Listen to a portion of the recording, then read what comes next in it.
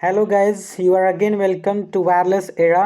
And आज हम electrical era में जाने वाले हैं। मींस इलेक्ट्रिकल नहीं कह सकते हैं इलेक्ट्रिकल मशीन के एरा में जाने वाले हैं, जो कि हम मशीन सेकंड पढ़ रहे हैं, जिसमें कि हम कल के प्रीवियस वीडियो लेक्चर में हमने देखा था कंसेप्ट ऑफ इनफाइनाइट बस बार। आज हम निसेसिटी एंड कंडीशन देखने वाले हैं। Necessity and condition of an parallel operation of alternator. मतलब अल्टरनेटर को पैरेलल ऑपरेशन में क्यों लाया जाता है, उसका क्या नीड है और क्या मतलब हो सकता है। तो चलिए without wasting the time come over the topic. Topic का नाम है condition for synchronisation of alternator. Alternator को सिंक्रोनाइज क्यों हम करते हैं, क्या जरूरी है। तो देखिए हम देखते हैं। The terminal voltage of incoming alternator must be equal to bus bar. देखिए क्या मतलब कंडीशन क्या होना चाहिए सिंक्रोनाइज होने का कंडीशन क्या होना चाहिए। पहला बहुत इंपॉर्टेंट है, बहुत ध्यान से सुनिए, बहुत इंपॉर्टेंट है। जो टर्मिनल वोल्टेज इनकमिंग अल्टरनेटर का है, alternator must be equal to bus bar. जो बस बार पे मतलब वोल्टेज है वो हमारा टर्मिनल वोल्टेज इनकमिंग अल्टरनेटर का सेम होना चाहिए। जो हम मतलब अल्टरनेटर से हम वोल्टेज जनरेट कर रहे हैं वो बस बार के मतलब टर्मिनल वोल्टेज से मैच होना चाहिए, सेम होना चाहिए, तब भी हम पहला कंडीशन है, ये पहला कंडीशन, तभी हम सिंक्रोनाइज कर सकते हैं अल्टरनेटर को। Second point, frequency of incoming alternator. मतलब जो हम अल्टरनेटर फ्रीक्वेंसी का इनकमिंग वाला है उसका जो मतलब फ्रीक्वेंसी है must be equal to bus bar. जो बस बार का फ्रीक्वेंसी है वही हमारा अल्टरनेटर का भी फ्रीक्वेंसी होना चाहिए, इनकमिंग अल्टरनेटर का। उसके बाद तीसरा कंडीशन क्या है, तीसरा कंडीशन है phase sequence of three phase incoming alternator.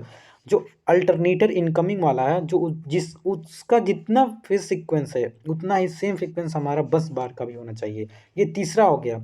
चौथा condition, phase angle between voltage generated by alternator end voltage of बस बार मस्ट बी जीरो। देखिए फेज एंगल जो होना चाहिए जीरो होना चाहिए। अब इसको भी आप एग्जाम में सेम मत लिख के आ जाइएगा, क्योंकि यहाँ समझना, phase angle between voltage generated by alternator end voltage of बस बार मस्ट बी इक्वल।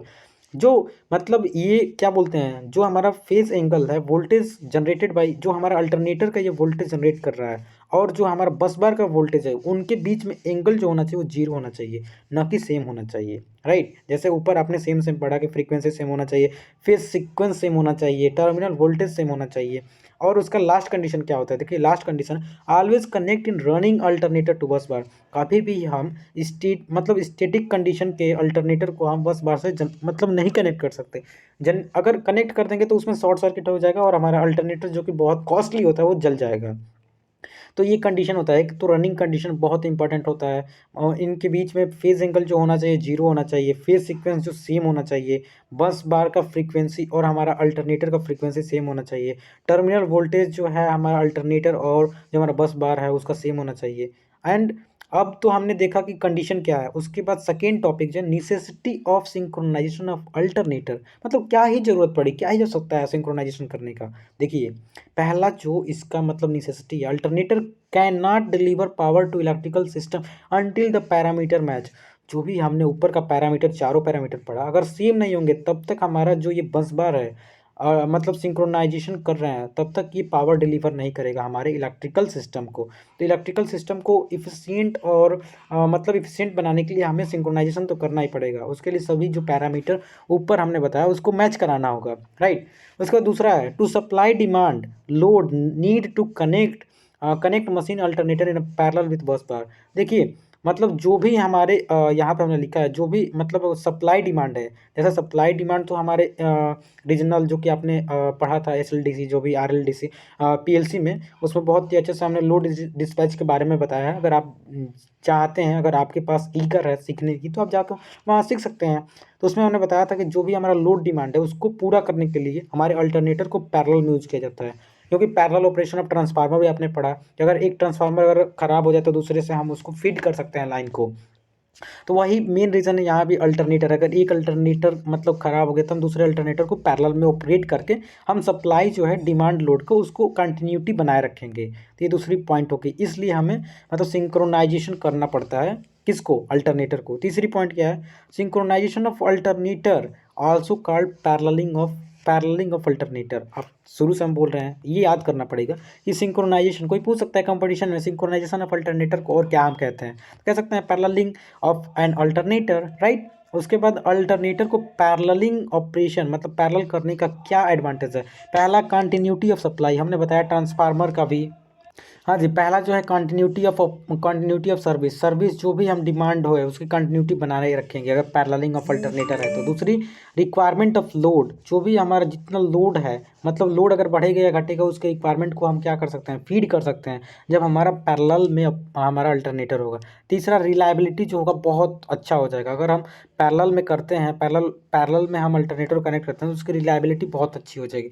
उसके बाद हाई इफिशियंसी बहुत ही हाई हो जाएगी जब हम पैरेलल में अल्टरनेटर को कनेक्ट करेंगे। तो आई एम श्योर आप इस छोटे से वीडियो में आपको समझ में आएगा क्या नीड थी, नीड एंड नेसेसिटी मतलब क्या आवश्यकता थी हमें पैरेलल में अल्टरनेटर को कनेक्ट करने की। और कल के वीडियो में मतलब आगे आने वाली वीडियो में देखिए हम सिंक्रोनाइजेशन पढ़ने वाले हैं, synchronisation alternator by synchronoscope method with bus bar, मतलब बस बार से कैसे हम सिंक्रोनाइज कर सकते हैं। उसके लिए आपने जो ये कंडीशन पढ़ा, कंडीशन 4 कंडीशन जो कि टर्मिनल वोल्टेज जो है, terminal voltage of incoming alternator का बस बार से सेम होना चाहिए। दूसरा जो है फ्रीक्वेंसी ऑफ इनकमिंग अल्टरनेटर बस बार से सेम होना चाहिए। तीसरा फेज सीक्वेंस जो होना चाहिए, फेज सीक्वेंस इनकमिंग अल्टरनेटर का वो फेज सीक्वेंस ऑफ बस बार सेम होना चाहिए। Phase angle between voltage generated by alternator and बस बार मस्ट भी जीरो होना चाहिए। और रनिंग कंडीशन, तो ये तो मतलब कहीं से मैच कराने के लिए कोई तो मेथड चाहिए, जो कि मेथड है हमारा सिंक्रोनोस्कोप मेथड,